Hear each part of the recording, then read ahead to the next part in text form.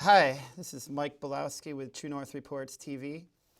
We have another economic report for you, this time on local towns. We will have our guest, David Flemming with the Ethan Allen Institute. He's a kind of data policy analyst. He's been on the show several times before, and you'll see him in just a moment. He got caught in traffic, but he'll be here shortly. I thought I'd start the show by just doing a little commentary on the importance of independent media. I've heard from, well, it's pretty well known by now that most media is kind of conglomerated, incorporated, just very controlled in the messaging. And I just think that it's really important for independent voices to be able to get through. And speaking of independent voices, here is David Flemming with the Ethan Allen Institute. I think True North Reports, Ethan Allen Institute, and some of the smaller newspapers in the state, it's really important to be able to get different views out now, especially in this day and age of like Google, Facebook, Twitter. They're all part of that corporate media conglomerate thing. And we need shows like this. We need stations like Channel 17. And here we are. So, thanks, Mike. I'm happy to be here. Mm-hmm. And with that, as I just mentioned, we're going to be taking it a little bit more local this time around. We always talk about, I don't know if it's the right word for it, but like kind of like macroeconomics, where he's talking about the state and the country and how that influences our economy and our lives. But today we're kind of bringing it down a little bit to the local level. We're going to talk about the economic health of individual communities, because that impacts you too. It's not just what's going on in the State House or what's going on in Washington, D.C.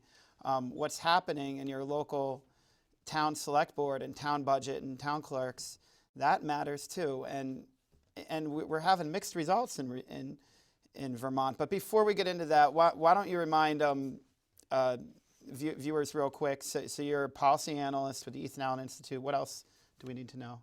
Well, my job is really to equip Vermonters with the knowledge that they need to have an impact on the policy decisions that matter to them. Okay. Well, very concise. And I was just looking at your report here. Well, the headline, not to be negative, but we need to know, right? Vermont towns in fiscal trouble. So I'm taking from that we have some trouble. Yes, to put it lightly, that we do. Well, what is the issue now? Now, obviously, there's I was just reading some of the highlights of your report before the show. You point out that it's not necessarily just like there's Chittenden County and there's the rest of the state. You mentioned even in Chittenden County, there's only so many towns that are actually doing marginally healthy, and two that were in good health, and maybe some that were in not so good health. What is the rhyme or reason for why towns do well or don't do well, or is there any rhyme or reason for it? Right. Well, there are some correlations between fiscal health and those that are fiscally unhealthy, but it doesn't necessarily have a flow of causation that I can find. Mm-hmm. So it is somewhat of a scattershot. Though that being said, there is a greater number of Chittenden County towns that are more fiscally healthy than other areas of Vermont. So, what about select board members? Select board members tend to be regular folks, right? Do they play a big role in the fiscal health, do you think? I know that they have a part. I think it really depends on the town, and given that Vermont has over 240 or so towns and cities, there's a great degree of variance in the impact that those select board members have. Now, the primary components of a town budget, if I'm correct, I think the transportation budgets are the big ones, right? Right. That's your roads and your dirt roads. And Yeah. Honestly, I don't know too much of the specifics behind that. And I guess we also have to specify that it's not just, the title can be somewhat misleading. Towns in trouble. It's actually towns and cities in trouble. So Vermont actually has 9 cities and over 230 towns. So I'm kind of grouping all of them together rather than saying municipalities, because someone with a 9th or 10th grade education isn't necessarily going to be able to define the word municipality. Okay. Now, if I'm correct, this report, you weren't able to do all the towns, right? Right. You had to focus on some of Yes. the bigger ones, I think. Yes, exactly. So we were looking at this very a huge number of towns in Vermont, and it's really impossible to account for all 240. Number one, because several of the smaller towns, they don't even produce financial reports that we would need to grade them. Second of all, just the amount of work that we needed to put in for Right. 30 towns and cities was pretty enormous, and so I can't imagine what it would have been like to go to 240. Y'all got like 2 or 3 people in staff, right? That's Right, a lot of right. work. So it would have been pretty impractical, and there were some other reasons for that perhaps. Especially if some towns aren't even reporting Right. what they probably should be. What are some of the impacts on our daily lives if you're in one of these towns that did not do so well? Are there going to be more potholes in the road? Are their town employees maybe not going to get the same pensions as some of the other towns? What should those people be looking out for if they look at this report and say, holy moly, my town totally failed? Right. Well, I think it's hard to draw a chain of causation there when you're looking at it from the level of looking at the repairs of your roads to the town's fiscal health, because oftentimes it can take several years for something like that to really have an impact. So it's not always easy to draw that causation. Okay. What kind of scale are we looking at? I mean, there's healthy, marginally healthy, distressed. Right. Are So the report. So this is what the report cover looks like for Okay. any of those interested, and so we have 2 helpful kind of charts in this report. The first of which is a map, and so we list all the towns into 3 categories, which are the green towns, which are healthy, and there are only 4 of those towns. Then the blue towns are marginally healthy, so kind of halfway between distressed and healthy. And then you have several of the fiscally distressed towns in Vermont, which are in the red category. Now I'm looking at the map here on my computer, probably similar to what you got in that book, and I see a lot of blue, a little bit of green. I see more red than I see green. So if I'm Right. reading this Yes. correctly, you got your middle marginally healthy, which are maybe a slight majority, and then the next biggest group is the red, which is probably why the headline is Towns in Trouble. Yes, you got that right. Yes, that is very much the case, as we only have a few fiscally healthy towns and many distressed towns.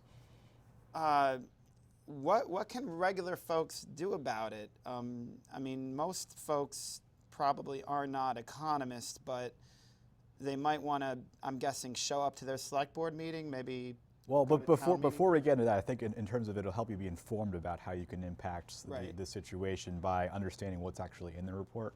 And there is it's somewhat of a daunting task to really explain this all, because municipal finance isn't really the most the subject that people most gravitate towards, because it is somewhat boring. On the other hand, it has such a It large impacts your life, it impacts sure. your life in ways that you don't even really think about. So Right. the score, it really has we score each town out of 100 points. So when I was talking earlier about the green healthy towns, so those score between a 70 and 100. Yep. Then the marginal towns, they score between a 50 and a 69, and then distressed towns had a score that was 49 or lower. So when you look at it that way, there of the 100 points. So how we got that score? There were five sub-scores, and 80 points of the 100 points came from the Certified Annual Financial Report, which is these are the reports that all towns of some normal size in Vermont are supposed to have published. And this isn't always, they don't. Some of them actually haven't published it yet, and that's an important thing we need to look into for some of the towns that have a population of around 4,000 or 5,000 and still aren't able to publish a report that passes those specs. So we 80 points came from the annual financial report, which is published every year on the town's website most often. So you're going to say? I'm just glancing over the numbers here. Some of the high marks and the low marks. Is it Williston? Is that the top mark, 92? Williston is the top mark, 92. Okay. Yes. Any standouts from their budget, or were you not able to get that in depth? Well, they did have breaking down into the components. So the 80 points from the financial report. So of those 80 points, 30 points were from the general fund balance, Okay. which is really the fund of what all our tax dollars your go bank into, account, what our tax basically. dollars go into, and what government will pay out for various services. So that's 30 of the 100 points. Okay. And then the next 30 points has to deal with the the unrestricted, what is it here? The ratio of long-term debt to total government-wide revenues. Oh, right. Right. Okay. So that makes that's sense. kind of more the long-term situation of like what your net pension liability is, and your other post-employment benefits after you retire. So those are the largest component scores, and they can really impact the towns to a very large degree. Yeah. So then after that, you have the ratio of government-wide unrestricted net position, which is more or less assets minus liabilities, and that ratio to the government-wide expenses. So those are the big three categories that account for 80 of the 100 points.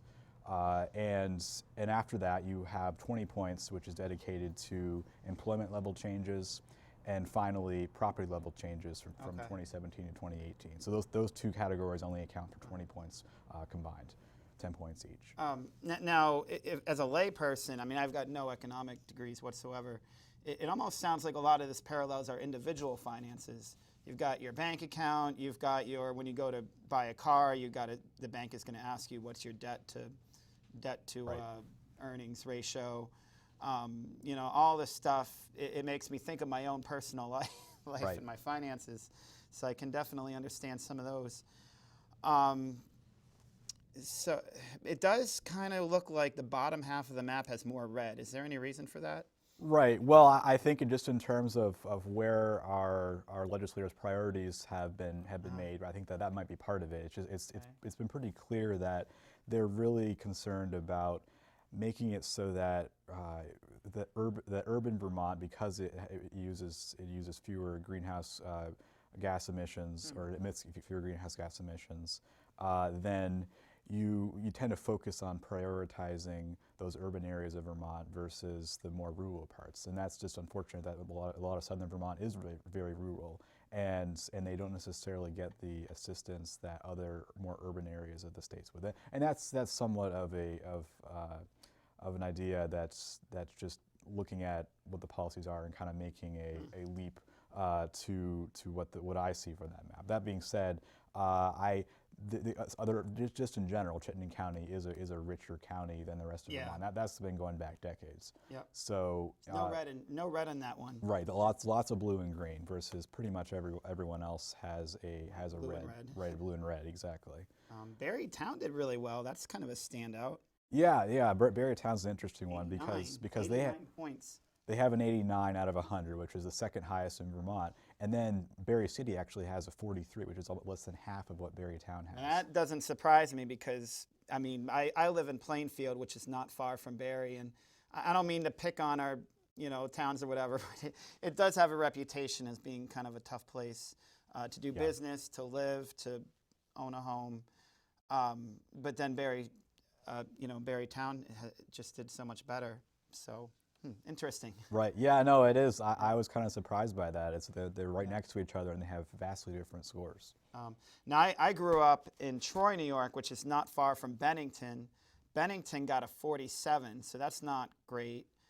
I can only speculate, but my dad, I remember pointing out to me, they built a bypass around the town. I don't know if that has anything to do with it or not, but when you think of a bypass and when you think of trying to run a restaurant or a shop, you don't want people driving around the town to get where they're going. You want them to go through the town. Now that could have nothing to do with it. I don't know. I'd have to talk to an economist down in Bennington. Sure. But it's hard not to think about that. Like they built this bypass and now they're not doing so hot. Right. Yeah. Exactly.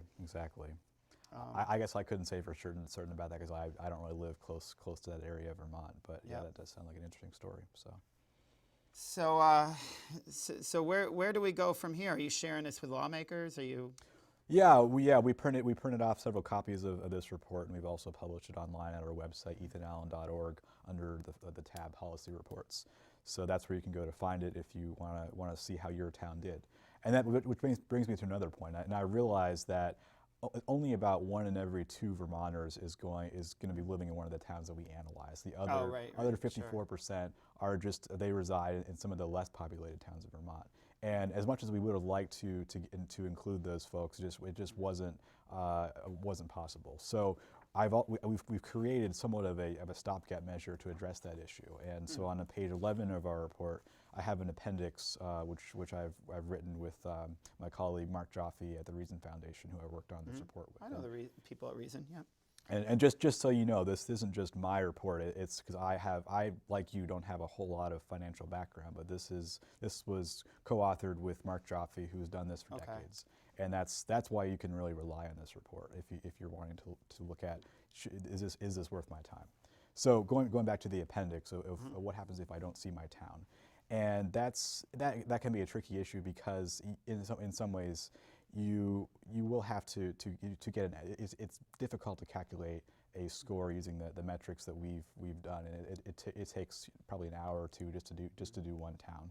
So if you wanted to avoid and you just go for a shortcut, you can base your estimate off of similarly ratioed towns and score them likewise. So that's on page 11, just the steps that you can go through for if your town isn't on the map. You can put them on the map and compare them to other places in Vermont and get a score for your town.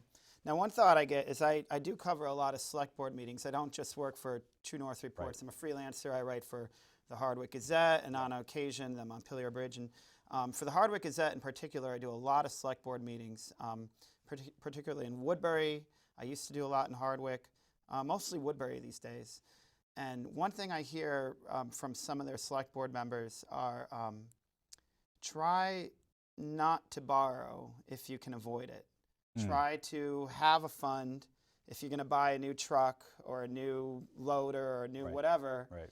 If you can save the money and buy it outright in cash or as much as you can with cash, that's going to get you a better interest rate or no interest rate if you can buy it outright. And again, it comes back to like our daily lives as regular folks who buy cars and homes and stuff. You know, anytime you got your cash money up front, you're going to get a better deal. Yeah. And I think those are some things that, you know, almost anybody can understand, I think. And if you want to go to your select board meeting and see what they're up to, I can tell you for pretty darn certain you might be the only one there. so you'll probably get a word in. As far as the public goes, you'll be the only one there. Yeah. Have you gotten any feedback from lawmakers or townspeople or any? Yes, there were quite a few number of folks who responded, and I was pleasantly surprised that people would be this interested in this kind of report, and people were pretty concerned when their towns didn't score so well, and of course most of the response I got was from the towns that didn't score so well. So the people got a good score, they were happy, but they didn't really write and talk to me about it. It was often the folks who didn't score very highly that responded. So for example, in St. Albans, the city manager emailed me and asked me a question about how I calculated the St. Albans score. Oh, 37, ouch. Yeah, so he wasn't too pleased about that, and so I had to explain like this is the process that we go through. It wasn't there's nothing subjective that goes into this score. It's all just based on numbers and data, and we just feed it into a formula and it spits this out. Right, nothing personal. Sorry, Randolph. They got 22. Right. Yes. Yes. Brattleboro 48. I mentioned Bennington. Rutland 42. Yeah, why don't we? I can just list off some of the towns here, just so people have an idea of where their town ranks. So, going from the high of Williston all the way down to Randolph, as you were saying. So, just going from top to bottom, the 4 healthy towns in Vermont: Williston, Barry, Essextown, Williston, Barrytown, Essextown, Linden. So those are the only four, yes, out of 30. And then you get to the marginal towns, ranging from 69 to 50. So top to bottom: Jericho, St. Johnsbury, Colchester, Morristown, Essex Junction, Northfield, Winooski, Burlington, Brandon, Milton, Shelburne, Hartford, Fairfax, Middlebury, South Burlington. So really the bulk of Vermont's towns are in that marginal category. Interesting. And then I guess we can go into the distressed towns, because that's where really the most response that I got. Yeah. So Waterbury is the most healthy of the distressed towns. Right, And then from 49. there you have Brattleboro, Montpelier, Springfield, Bennington, Berry City, like as we were saying, Bristol, Rutland City, St. Albans City, and Randolph. Huh. I bet probably dangerous to even go there, but I bet somebody out there is asking which of these towns has like a mostly left-wing versus a right-wing select board. I'm not saying that's all of it, either way, but anyway, it'd be interesting to know what kind of spending habits lead to, or non-spending habits lead to the scores they got.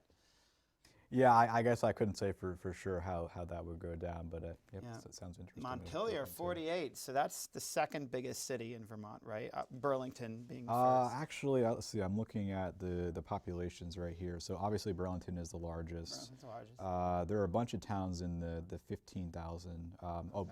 And I'll see. So Essex Town actually has 21,000, and then you Oh, go that's to bigger than Montpelier. Colchester, which is 17,000, and I guess we haven't. Oh, South Burlington, of course, is 19,000. So those are really the biggest towns. Oh, okay.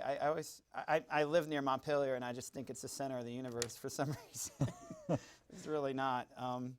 I used to live in New York City and Seoul, Korea. That was a little different. Yeah, different scenery. I'd imagine. Yes. Yes. You mentioned something earlier that kind of caught my attention. You said it seems like the policymakers in Montpelier are giving special attention to the more urban areas. And the reason that struck me is because I've been covering this group over the years. They're called the Vermont Rural Development Council. Mm-hmm. They've been visiting towns up and down the state, and the idea is that they come in, they'll throw like a little pizza party, and they break you off into groups, and they're Right. very renewable Right. energy focused. They seem to want everybody to kind of develop your town around fighting climate change. And they also, one of the reoccurring themes, I've been covering this group for years, and one of the things I keep hearing is we want to develop our town centers. We want to have people using cars as less or as little as possible. And I can't help but wonder if maybe that is the same philosophy in Montpelier as coming from this Rural Development Council, is they want people to, as much as possible, live near the town center, bike to work, bike to the grocery store, walk and bike as much as you can. Don't have a car if you can't, or if you don't have to. Do you see that trend developing around the state? The policymakers are kind of pushing that philosophy? From the State House of Montpelier, I definitely see it. It is really concerning, especially given that Vermonters have been a proud rural people for the past 200 years, and that looks to be in the process of ending, unfortunately, if our legislators will have their way. Yeah. I've lived in both ends of the spectrum. In Plainfield, Vermont, I lived right in the village, which was convenient. I mean, I walked across the street for the grocery store and the clerk's office and whatnot.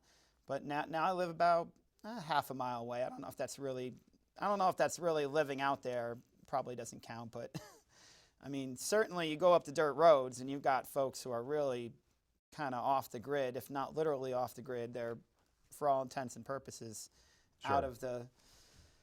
out of the town center. So it'll be interesting to see if Vermont if the policymakers can, or even want to, continue to support these folks who are living their own way, either out in a farm, or maybe they're not in a farm. They just want to live, with their farmhouse or whatever, and just be away from it all. So, well, we've got about 5 minutes left. Are there any other projects coming down the pipeline at the Ethan Allen Institute that you think we should preview, or anything more you'd like to say about this study? Yeah, well, in terms of other projects, I mean, my hands are very full right now in Montpelier, just sitting in on all the committee hearings and such. So that takes a lot of time. In terms of this project, and I really wanted to stress, just this isn't necessarily made because we thought it was a fun project to do, and that kind of was perhaps, but it was also I was intending it for the Vermonters, just all across the state, to look at as an objective means of looking at their town's finance. And so I understand that a lot of this can sound terribly complicated, but once you understand the first part, the rest of it really falls into place. That's the way it really happened for me. I thought it was way over my head, and I started to get the hang of it after a few hours kind of looking into the data and stuff. Right. So if you're looking at, say, 100 years ago, Vermont's local governments ran largely from volunteers for zoning, property valuation, and tax collection. So It still do, doesn't it? in some ways, yes, but we're seeing a greater shift to paying outside folks to do the finances and stuff. So I think really now is the time to really embrace that tradition again and to learn more about your town's finances and to really introduce yourself to the board members in your town, perhaps. Yep. Ask the Ethan Allen Institute to send you a copy of Towns in Trouble that you can give to your government officials. And as frustrating as it can often be to see Montpelier drawing more and more power away from to itself from Vermont towns, we still have a large degree of financial wherewithal in our towns that we can really embrace, and that personal responsibility of looking after our community and each other. And we can become a more respected members of our community if we're willing to take on that responsibility. So I think we can really build a more fiscally conscientious Vermont if we're willing to put in the time and effort to really do that. And it's not really a partisan issue. This is an issue that conservatives and liberals can always get behind. Yeah. And I would add to that I think that, again, I've done a lot of board meetings, school board meetings, town board meetings, I guess they call them select board all in here in Vermont. Most of them really want to see you. Most of the time, I'm the reporter, and there's no audience to these meetings. It's me and the select board or the school board or whatever, and that's it. So when they see people come in and they want to talk in the public comment period, which is always at the beginning of the meeting, you don't have to sit through the whole thing. They love to hear from you, for the most part. I mean, I've also seen things go south when depending on what the people think that are listening and what you have to say. But generally, if you're polite about it, even if you have different views, if you're polite and professional about it, they want to hear from you. So I encourage people to check it out. And again, you don't have to sit through the whole 3-hour meeting. You can come. The public comment period is usually like 10 or 15 minutes at the start of these meetings. Same thing with school boards.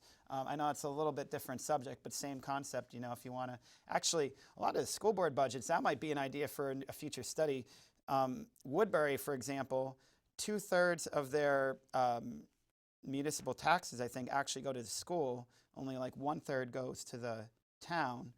I don't know if they're all like that, but you know, for a future study, you might want to do the same thing on the health of some of the schools, and kind of break it down the same way like you did this one. Yeah, that's interesting. I hadn't thought of that, but that's a possibility for sure. Because a lot of the municipal budgets, most of it's like school budget. Yep.